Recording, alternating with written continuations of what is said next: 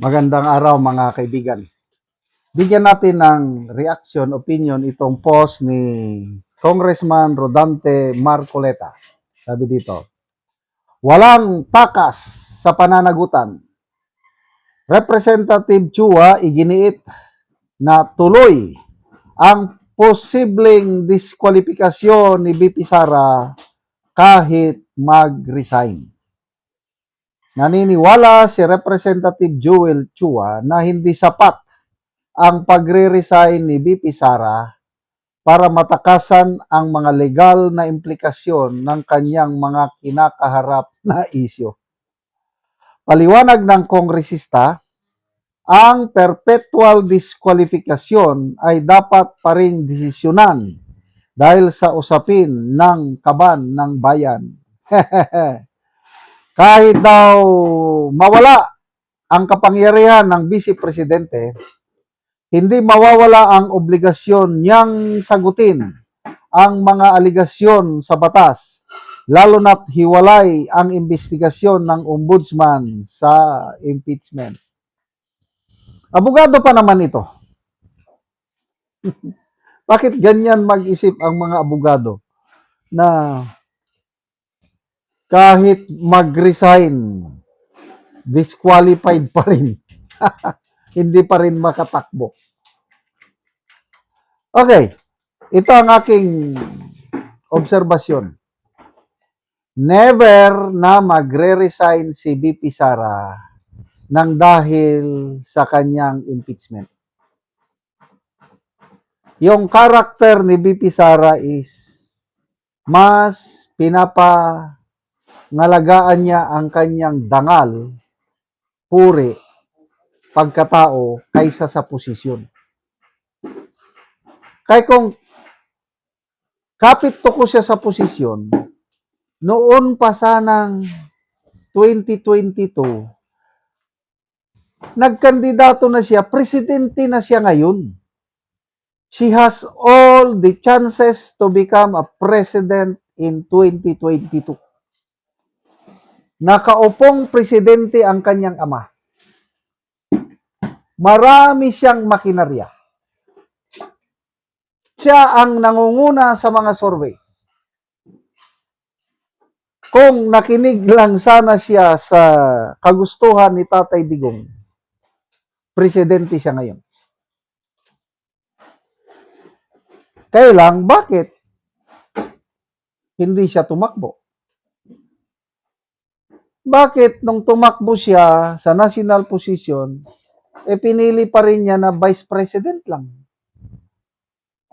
Oh, so dito ako mas lalong bumibilib kay BP Sara dahil hindi siya kapit tuko sa posisyon. Nagparaya siya.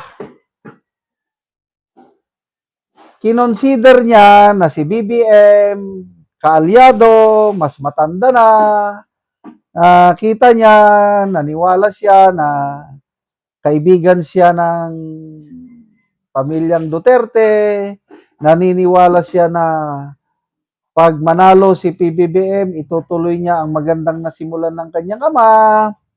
So siya naman, sige, vice presidente lang muna ako para hindi ko pa panahon ngayon.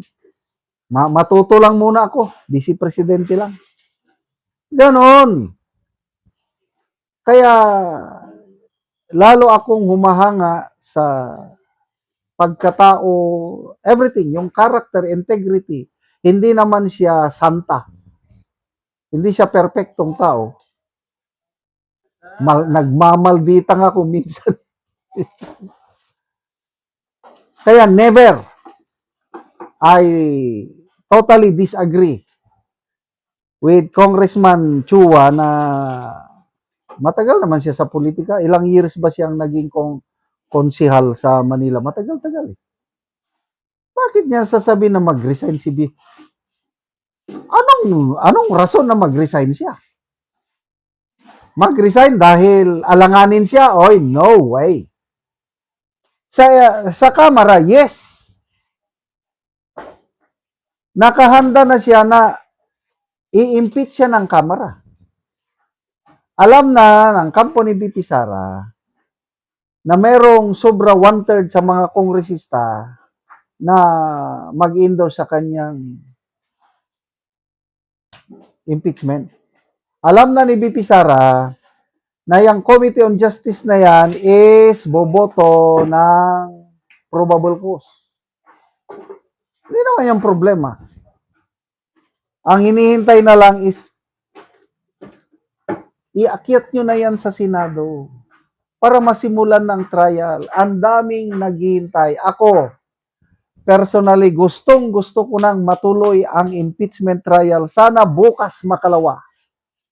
Impeachment trial na. Dahil na-miss ko na. Ang sarap manood. Mga alaala nun yung mga ang gagaling na mga cross-examination, mga magagaling na abogado.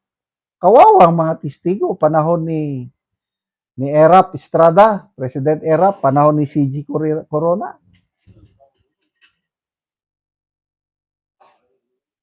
Kaya,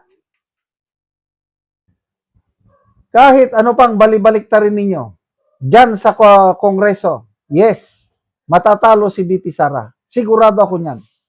No question about it. Eh, hindi naman kayo ang magde-decide sa kaso. Ang mga senator judges man ang magde-decide.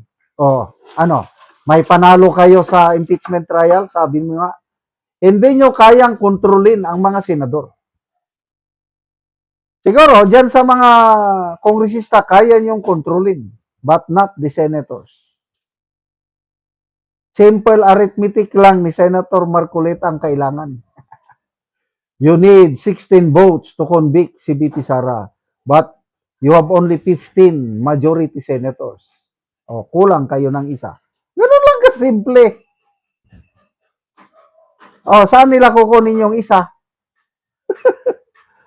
Yung 9 minority black senators, walang babaliktad yan. Die hard yan. Acquittal ang boto nila kay BP Sara. So, why resign? So, good luck, Congressman Chua. Galingan ninyo. Sana nakahanda na kayo. Pag presidente ni BP Sara, saan ba kayo pupulutin? Bahala na kayo. Salamat mga kaibigan sa inyong pagsubaybay sa channel na ito. Nakakatulong kayo ng malaki sa tribong Talandig ng Bukidnon dahil ang sweldo natin sa channel na ito is pantulong po sa tribo. Namimigay tayo ng libreng yero at pako para makapagpatayo sila ng mas maayos na tirahan. Panoorin nyo ang video na ito. Karon mauna ni ang gipatindog nga balay sa gitabangan na Muugero. Sumuna ni ang iyang pag-aatupan karon.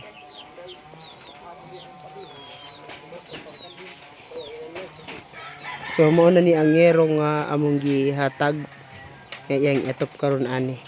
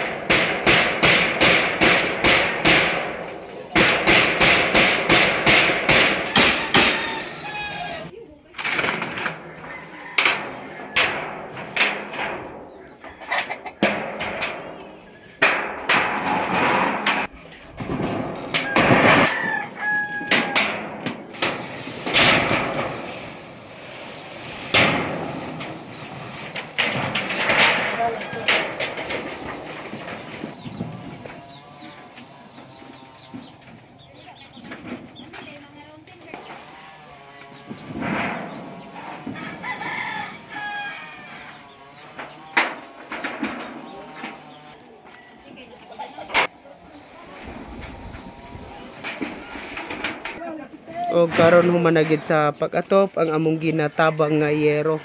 So makita nato humanagid sila sa ilang pag-atop ani. Salamat sa Ginoo nga kuan gihatagan ni Gracia dinhi karon nga among natukod karon atupan ra gyud. So daghan among pasalamat sa tao nga gigamit sa Ginoo nga mo'y naghatag dinhi ngayon kuan Gracia Mm. So, salamat mi si Ginoo nga gihimo niya instrumento nga kanang lawasa Mm. mo'y mutabang sa tanang katawhan dinhi sa Mm. bukid dinhi sa So, pila na ni siya kabulan nga imong gitukod bago pa natupan? tulo na ni kabulan nga natukod din karon. Duha na kabulan. So ngano man sa duha ka bulan wala ka nakaatop. Tungod kay pagka wala gyud karon. Isod kay pangitaon ng kwarta Oo. nga Atop. abag-abag aning kuan. So salamat kayo. Salamat po.